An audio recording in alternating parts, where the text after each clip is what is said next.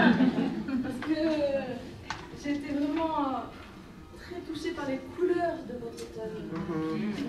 C'est un automne très puissant, un automne très féminin, un automne qui a ce rouge, cette orange, ces couleurs chaudes là.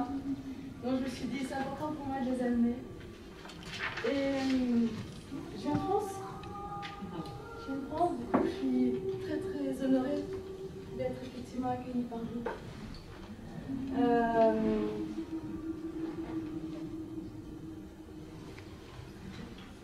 Il y a des moments où je veux vous parler, il y a des moments où on va être un petit peu en mouvement ou en visualisation. Si j'avais à me présenter, je dirais que je suis Maïti, c'est mon prénom, et je suis une femme nomade. Je suis une femme nomade parce que je crois que depuis toute petite, j'ai choisi de marcher ma vie, de marcher avec ma vie, de ne pas être sous ma vie, de ne pas subir ma vie, de ne pas chercher à contrôler ma vie. Et je crois que quand je me retourne, je me dis ouais c'est ça, en fait j'ai fait le choix de marcher avec ma vie, vraiment de faire corps avec elle, de faire cœur avec elle. Et aujourd'hui, j'ai commencé pendant tout un temps par la naissance. C'est pour ça, dans les livres que j'ai écrits, il y en a 2 qui touchent effectivement à l'accouchement. Et la naissance, c'est vraiment le moment où je trouve que la vie rappelle le plus la femme à l'intérieur de son corps. Où c'est vraiment le moment où la vie la ramène à venir, viens chez toi et habite chez toi et ouvre-toi à la vie pour pouvoir donner la vie, pour pouvoir transmettre la vie, la laisser passer. Je suis partie de là. Et puis, maintenant, j'accompagne les femmes, principalement, pour que ce ne soient plus des femmes errantes dans la vie. Et je les accompagne à devenir des femmes nomades aussi, qui marchent leur vie. Et ce que j'ai trouvé, qui effectivement vous anime, que vous soyez jeune, que vous soyez âgé, que vous soyez avec un cycle naturel, que vous ayez un cycle, même avec une pilule, que vous soyez ménopausée, que vous n'ayez pas encore vos règles, ça n'empêche que vous êtes toutes avec un cycle. Et chacune, vous déclinez le cycle de la femme avec autant de couleurs variées que ses feuilles. Vous avez chacune votre manière à vous de le nuancer, de le compter, de l'exprimer à l'univers. C'est pour ça qu'aujourd'hui, je travaille beaucoup plus au niveau du cycle de la femme. Parce que pour moi, c'est le point d'attache le plus simple. Il vous anime. Donc ça veut dire qu'il vous met en mouvement. Il est vivant à l'intérieur de vous. Même, effectivement, si vous prenez la pilule. Même si vous êtes là. Donc je vais vous emmener un petit peu à travers votre cycle, à travers du cycle de la femme. Je commence par l'hiver parce que c'est une phase qui est double. C'est une phase qui est à la fois dans le deuil et dans la naissance. En fait, ce qui se passe dans le corps d'une femme au début de son hiver, c'est que dans le secret de son utérus, il y a une petite cellule qui était très attendue. Une cellule qui était là, qui était en début de germination, depuis que cette femme était une petite fille dans le ventre de sa maman.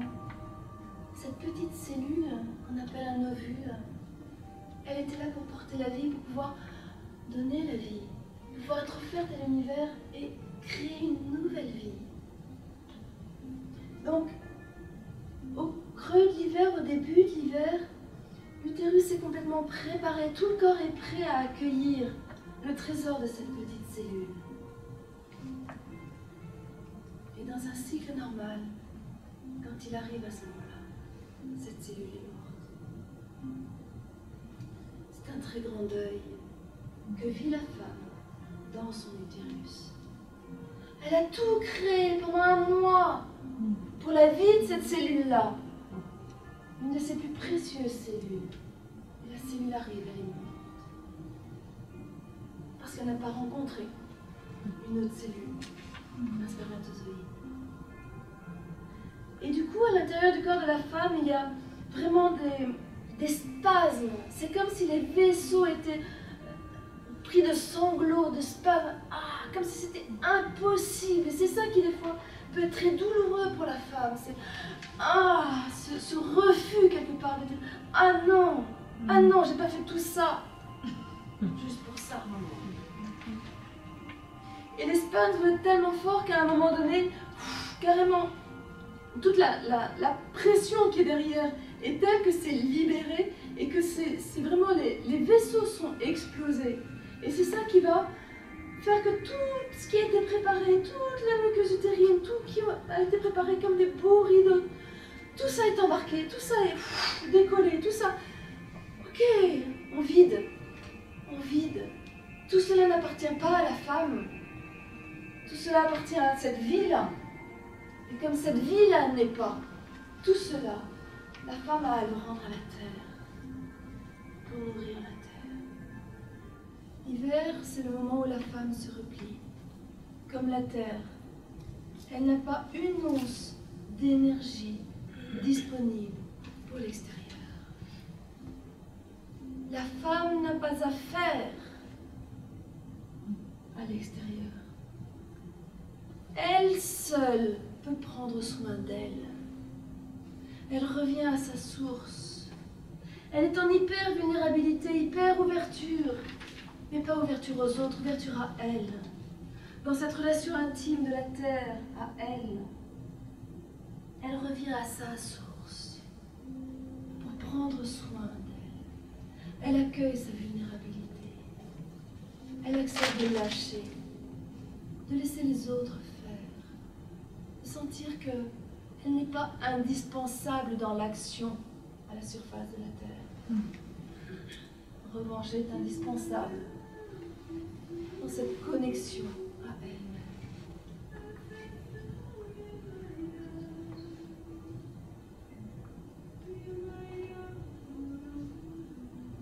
Et c'est effectivement dans cette période-là qu'elle fait le tri. Tout ce qui effectivement était du cycle passé, et qui peut-être a donné des fruits, peut-être pas. Qu'est-ce qui est devenu inutile? Qu'est-ce que je rends à la terre? Qu'est-ce que je vais faire germer? C'est quoi mes projets? C'est le moment où la femme est en plus grande connexion avec l'univers. Au niveau de son cerveau, elle est dans ce qu'on appelle des ondes delta, ces ondes de profonde méditation. Hyper connexion.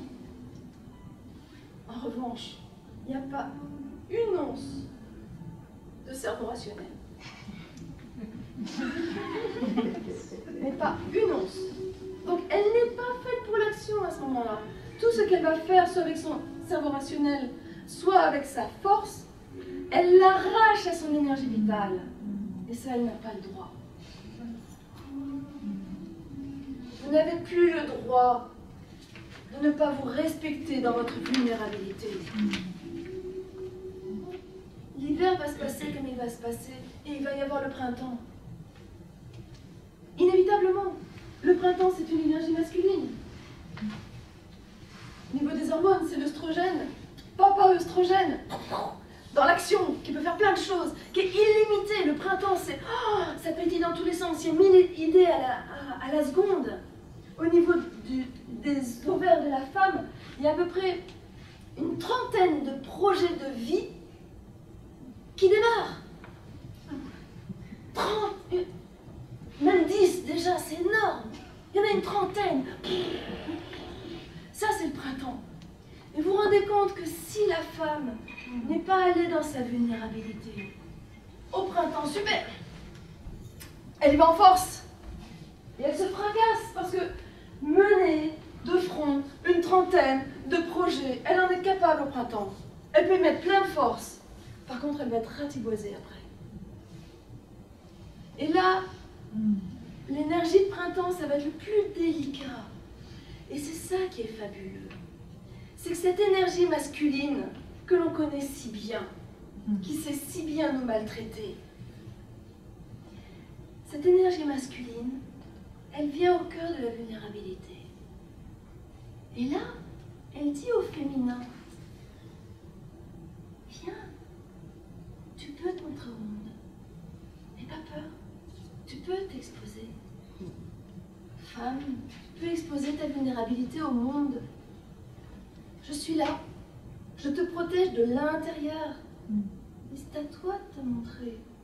Et ça, le féminin, il n'a pas l'habitude. Le féminin, c'est les ombres. Le féminin, c'est le subtil. Le féminin, il n'est pas là pour...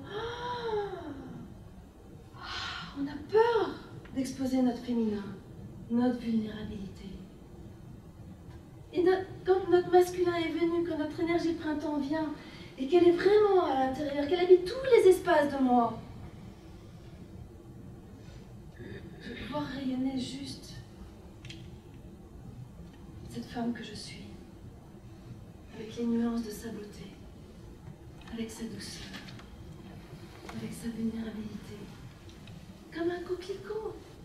Vous vous rendez compte, le coquelicot et la fragilité du coquelicot? Et il offre ses pétales sans limite à l'univers, à toutes les intempéries. C'est parce qu'il y a effectivement cette énergie masculine qui l'a fait jaillir de terre. Mais l'énergie masculine, elle n'est pas là pour exposer juste la tige du coquelicot. Elle est là pour que les pétales soient offerts.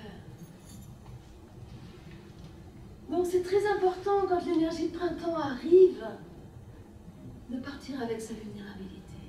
Pour ça, c'est hyper important de se baigner dans sa vulnérabilité en hiver.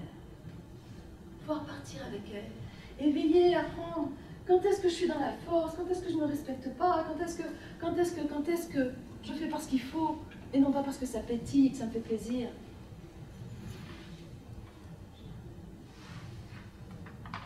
Et effectivement, le printemps, c'est une énergie illimitée. Illimitée.